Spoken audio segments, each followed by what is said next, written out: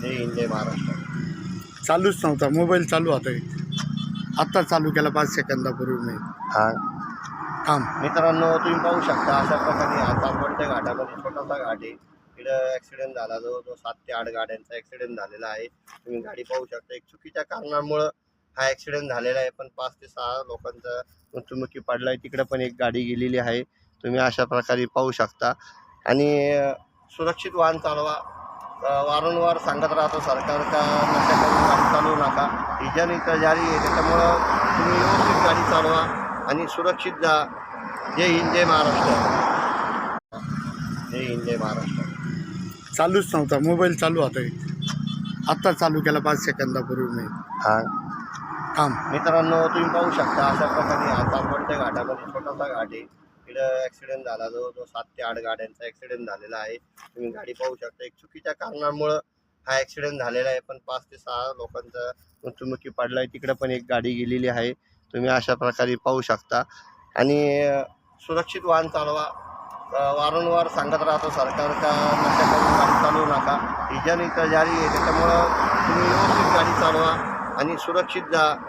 जय हिंद जय महाराष्ट्र. ही family खूप अडचणीत येत असते, त्याच्यामुळे आपल्या सर्वांना नम्र विनंती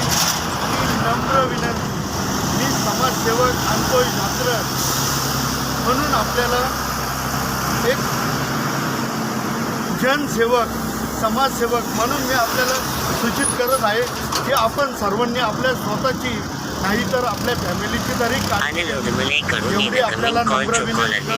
ही फॅमिली खूप अडचणीत येत असते, त्याच्यामुळे आपल्या सर्वांना नम्र विनंती मी समाजसेवक अंतोय झात्र म्हणून आपल्याला एक